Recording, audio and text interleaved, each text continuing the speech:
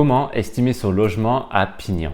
Bonjour les amis, pour ceux qui ne me connaissent pas encore, moi c'est Mickaël Deveza, conseiller en immobilier sur le secteur de Pignan et ses alentours. Quand on prend la décision de vendre son bien immobilier, l'une des premières étapes et certainement l'une des plus importantes est de fixer le juste prix de vente. C'est pourquoi dans cette vidéo, je vais vous expliquer comment bien estimer sa maison ou son appartement, peu importe, à Pignan ou n'importe où en France en vrai, parce qu'à vrai dire, c'est pas valable de partout dans la France. Quand je parle avec les propriétaires vendeurs que je peux rencontrer, bien souvent, ils me disent qu'ils ont déterminé leur prix de vente suite à 3 manières différentes. Premièrement, car ils savent à quel prix leur voisin a vendu leur maison juste à côté. Deuxièmement, en se rendant sur le bon coin, ils ont regardé un petit peu des produits similaires et du coup, ils se sont dit que leur maison vaudrait tel montant. Et enfin, troisièmement, en se rendant sur un site internet, leur indiquant le prix médian des maisons dans une commune donnée, en l'occurrence Pignan. Or, si c'était si simple que ça, ça se saurait. Voici donc la liste de tous les éléments que vous devez prendre en compte pour estimer correctement votre maison ou votre appartement et ainsi avoir un prix au plus proche du prix du marché actuel. La localisation, sa situation, est-ce qu'il est proche des écoles, des commerces, des axes routiers, etc. L'état de la façade, l'état et la qualité des sols, l'état et la qualité des murs intérieurs cette fois-ci. Est-ce que l'on a des fissures, des traces, des trous? La qualité de distribution au sein du logement. L'état des sanitaires, WC, salle de douche, salle de bain, l'état de la cuisine, l'aménagement et l'équipement de cette cuisine. La luminosité ainsi que l'exposition. Attention que ça n'est pas la même chose. Le vis-à-vis, la vue. Là encore, ça n'est pas la même chose, attention. La nuisance sonore, l'état de l'électricité, l'état des huisseries, c'est-à-dire les portes, les fenêtres, les volets. Le stationnement, est-ce qu'on a place de parking, garage fermé ou pas, garage électrique, etc. La présence et le nombre de rangements au sein du logement. Le mode de chauffage, radiateur, électrique ou au gaz, climatisation, réversible ou gainable, chauffage au sol, pompe à chaleur, etc. L'état de ces moyens de chauffage. Le montant global de la consommation d'énergie du logement, le montant de l'impôt foncier. Si nous parlons là d'une maison, il faudra également prendre en considération l'aspect du jardin, la devanture de la maison, la présence ou pas d'une piscine. Si piscine il y a, est-ce qu'elle est en coque?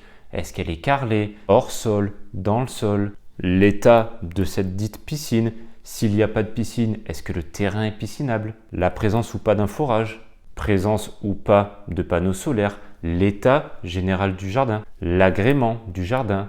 La maison est-elle en lotissement ou pas? Si oui, y a-t-il des contraintes liées à ce lotissement? Si nous parlons en revanche d'un appartement au sein d'une copropriété, il faudra donc prendre en compte l'état des parties communes, l'entretien de ces parties communes, le montant des charges de copropriété, est-ce que cela inclut à l'intérieur? Est-ce qu'il y a une procédure en cours ou pas? Bref, même si cette liste peut faire peur, il n'en reste pas moins que ce sont autant d'éléments importants qui compteront grandement dans le prix final de votre logement. Et si d'aventure vous ne sentiez pas prêt à faire cela vous-même, sachez que vous avez 2 solutions qui s'offrent à vous. Solution numéro 1, l'estimation en ligne. Certainement la solution la plus simple et la plus rapide. Pour ce faire, rien de très compliqué, il vous suffit de vous rendre sur internet et dans la barre de recherche, vous avez qu'à écrire « Estimer ma maison en ligne » par exemple. Vous n'aurez alors qu'à faire votre choix parmi la multitude de sites proposés. Une fois votre choix effectué, vous n'aurez plus qu'à renseigner quelques informations basiques telles que l'adresse exacte, la superficie du logement, l'étage si jamais on est sur un appartement en copropriété et d'autres informations tout aussi basiques que ça, ne vous en faites pas. Bien souvent, cette plateforme vous demandera de rentrer vos identifiants et vos informations personnelles pour pouvoir vous rendre votre estimation par mail dans les plus brefs délais. Problème de cette solution d'estimation en ligne, c'est la fiabilité de l'estimation. Et oui, il faut savoir que ce genre de site fonctionne à partir d'un algorithme. Algorithme qui va se baser sur les dernières estimations effectuées dans un périmètre relativement proche. Relativement, j'ai dit. Et certains de ces sites coupleront leurs informations avec les dernières ventes effectuées dans ce secteur tout aussi relativement proche. Sauf que le problème là-dedans, c'est qu'à aucun moment, cet algorithme ne pourra apprécier de ses yeux la qualité de l'agencement ou la qualité des rénovations, ou à l'inverse, le montant estimé pour les travaux de rénovation. Il ne pourra pas non plus constater de ses yeux si la vue sur la fenêtre donne sur une rue passante, sur une cour intérieure, ou au contraire est totalement dégagée, ou tout simplement l'ensemble des éléments que je vous ai donnés un peu plus tôt dans la vidéo. Tant de facteurs malheureusement qui compteront pour autant grandement dans le montant de votre estimation.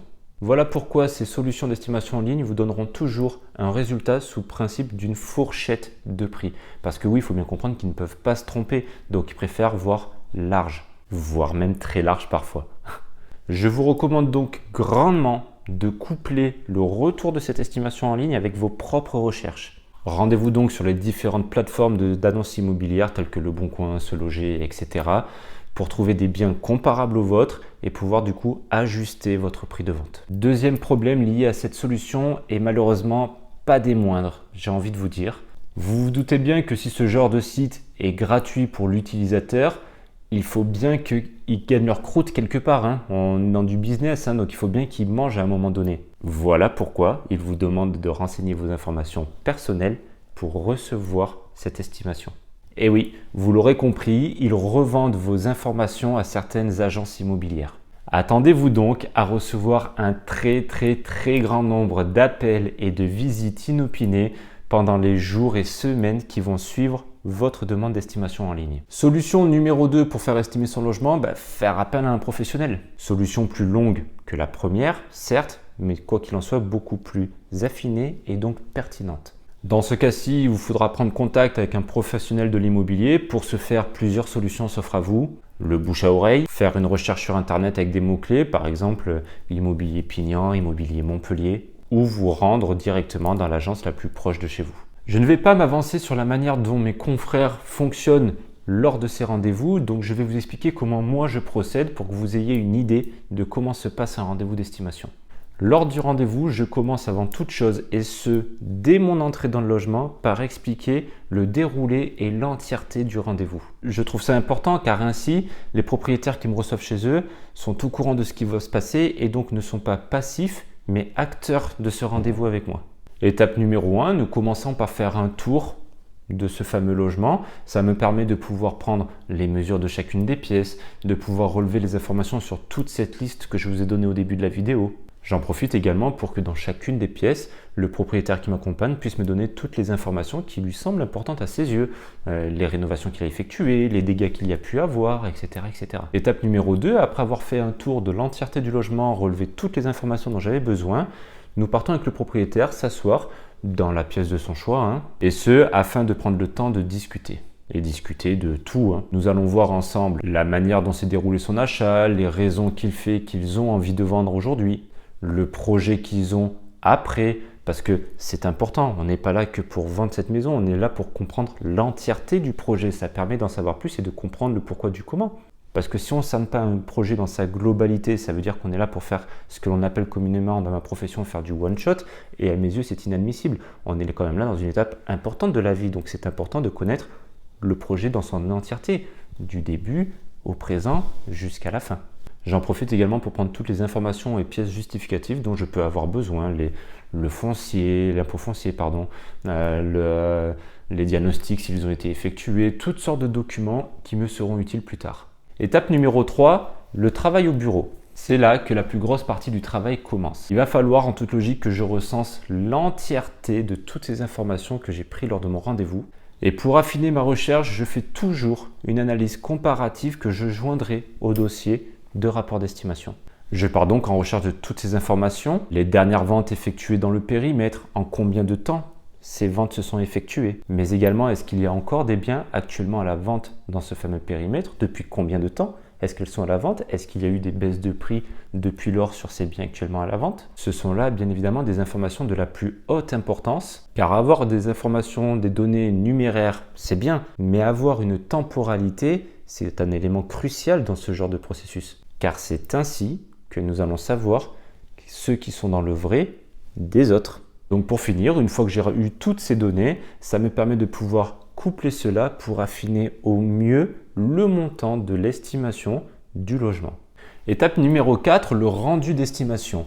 Alors concernant cette étape numéro 4, me concernant, ça se passe toujours de manière physique. Je sais que certains de mes confrères ne le font pas ainsi, ils ne perdent pas de temps, ils envoient le rapport par mail par exemple, ou certains même le déposent dans la boîte aux lettres. Mais pour moi, je trouve qu'il est primordial de pouvoir en discuter de vive voix plutôt que de donner un document sans rapport physique et du coup ne pas pouvoir en expliquer les tenants et les aboutissants. Et en même temps, j'ai envie de vous dire, après tout, c'est vrai quoi. Mon métier, c'est quand même un métier qui est centré, qui est basé sur l'humain, sur les rapports humains. Il est donc important de garder le lien. Hein. À ce niveau-là, je pense on est d'accord, quoi. Je reviens donc chez les propriétaires pour leur expliquer ce document dans leur entièreté. Nous revenons ensemble sur l'étude comparative des biens qui se sont vendus en combien de temps, ceux qui sont actuellement à la vente et depuis combien de temps, est-ce qu'il y a eu des baisses de prix. Je leur explique l'intérêt de cette étude comparative et pour finir, je leur donne donc le montant de mon estimation de leur maison et je leur explique pourquoi et comment j'en suis arrivé à cette conclusion. Là encore, le dialogue est essentiel, vous l'aurez compris. Étape numéro 5, parce qu'il y a encore une étape derrière, je ne les abandonne pas comme ça, c'est le débriefing de mon estimation. Après avoir rendu et expliqué cette estimation aux vendeurs, vient le moment de pouvoir débriefer ensemble sur ce montant et sur ce retour. Ce qu'ils en ont pensé, est-ce que c'était le montant qu'ils attendaient ou pas? Le cas échéant, à quel montant ils s'attendaient?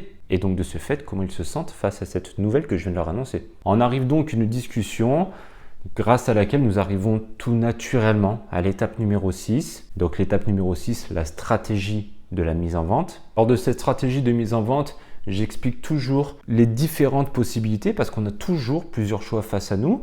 Donc moi, je donne toujours toutes les informations aux vendeurs pour qu'ils aient conscience de tout et des tenants et des aboutissants de chacune des décisions qu'ils pourraient prendre. Et enfin, dernière étape, la numéro 7, les dangers d'un mauvais prix de vente dès le départ. J'en parle très souvent dans mes différentes vidéos, mais vu que là on est typiquement dans ce sujet aujourd'hui, je vais vous remettre une petite couche. Avec un prix de vente trop bas, en toute logique, je vous apprends rien, vous allez perdre de l'argent. À l'inverse, avec un prix de vente beaucoup trop élevé, vous n'aurez pas ou très peu de visites, mais dans tous les cas, vous n'aurez jamais d'offre d'achat. Car ce qu'il faut bien comprendre, c'est qu'à l'heure d'aujourd'hui, et à l'ère d'Internet, il faut savoir que 90% des projets d'achat immobilier, commencent sur Internet à l'heure d'aujourd'hui. Ce sont des statistiques qui sont prouvées. Donc de ce fait, à l'heure d'aujourd'hui, les gens ils ont accès en direct au flux d'annonces possibles. Et donc de ce fait, ils pourront très facilement et rapidement se rendre compte que votre logement est bien au-delà des autres prix du marché. Sauf qu'un bien qui reste trop longtemps sur le marché devient ce qu'on appelle dans le jargon un bien grillé, c'est-à-dire qu'il ne suscite plus l'intérêt et qui ne donne pas envie aux potentiels acheteurs de venir le visiter. C'est donc en toute logique que pour arriver à vendre, vous serez obligé de baisser de manière brutale votre prix de vente et ainsi vendre bien en dessous du prix du marché que vous auriez pu vendre dès le départ. Donc au final, vous allez perdre de l'argent aussi. Voilà pourquoi il est judicieux de se mettre au juste prix de vente dès le départ. Comme ça, vous vendez au bon prix et dans les meilleurs délais. Alors oui, je sais que suite à cette longue vidéo, vous vous dites très certainement que au final, c'est peut-être pas si facile que ça de pouvoir estimer son logement, ou en tout cas pas si facile que vous pouviez le penser au départ, Mais dites-vous bien que dans votre malheur, vous avez de la chance quand même.